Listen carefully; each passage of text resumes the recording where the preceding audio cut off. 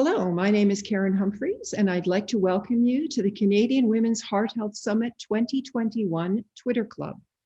The paper that I'm going to discuss today is from Harmony Reynolds from New York, and the title is Coronary Optical Coherence Tomography and Cardiac Magnetic Resonance Imaging to determine the underlying causes of MINOCA, which is MI in non-obstructive coronary arteries in women.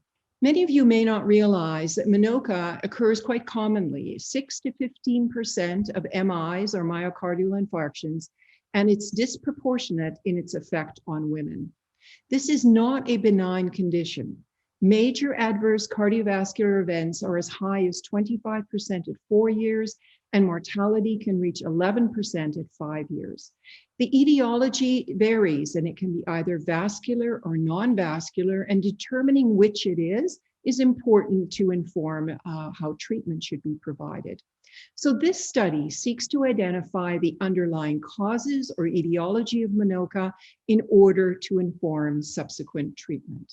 The population is comprised of females 21 years of age or older with a clinical diagnosis of myocardial infarction, and after going to the cath lab, determining that all of the epicardial vessels have less than 50% stenosis. So this defines MINOCA. The intervention is OCT and CMR in order to identify vascular and myocardial abnormalities, respectively.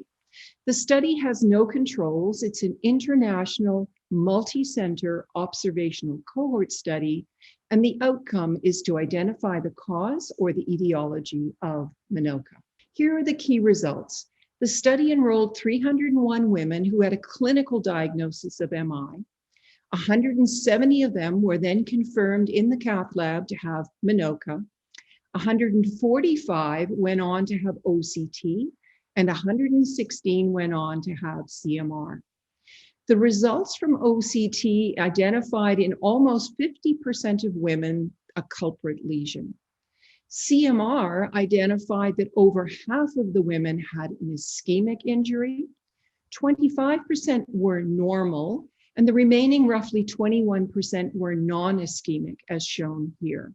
Now, if you integrate the information from OCT and CMR, this study was actually able to identify the underlying cause of MINOCA in almost 85% of women. Predominantly, they did have MI, almost 64%. The rest were non-ischemic, comprising myocarditis, Takotsubo, and a very small number with non-ischemic cardiomyopathy. So in conclusion, this study confirms that multimodality imaging can identify most causes of MINOCA. Nearly 2/3 had evidence of a vascular cause, and 1 in 5 had an alternate diagnosis to MI, of which most of them were myocarditis. And this information is, of course, important to identify causes and treatments. With that, I'd like to thank you and introduce Dr. Jordan Hudson. Thank you. Thank you, Dr. Humphreys, and thank you for this opportunity. Today, we're going to be talking about an article that was published in Circulation 1 year ago by McMurray et al. It's called The Effects of Sacubitril-Valsartan versus Valsartan in Women Compared with Men with Heart Failure and Preserved Ejection Fraction. I don't have any conflicts of interest to disclose. Now, our article is actually based on a paper that was published in the New England Journal of Medicine in 2019 called the Paragon-HF trial. And this looked at angiotensin neprilysin inhibition in heart failure with preserved EF. These patients were treated with sacubitril-valsartan versus valsartan, and the primary outcome that they evaluated was a composite endpoint of heart failure hospitalizations as well as cardiovascular death. Now, when we look at the Paragon-HF trial, overall, there was no significant difference between patients treated with sacubitril-valsartan compared to valsartan. Importantly, though, they had 12 pre-specified subgroup analyses, of which female sex appeared to have more benefit with sacubitril-valsartan, as well as patients who had a lower ejection fraction, but still normal. That brings us to our paper, as our paper was really a pre-specified subgroup analysis from the Paragon-HF trial.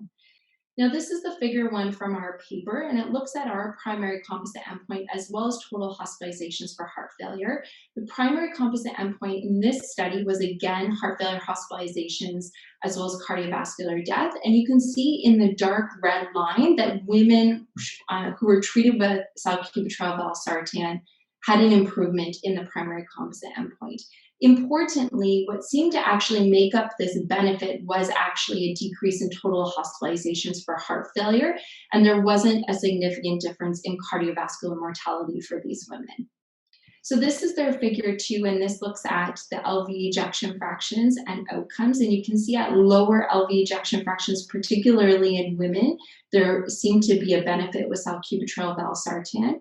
Now, what's important to note here, and interestingly, the upper threshold at which benefit decreased actually seemed to be higher in women compared to men.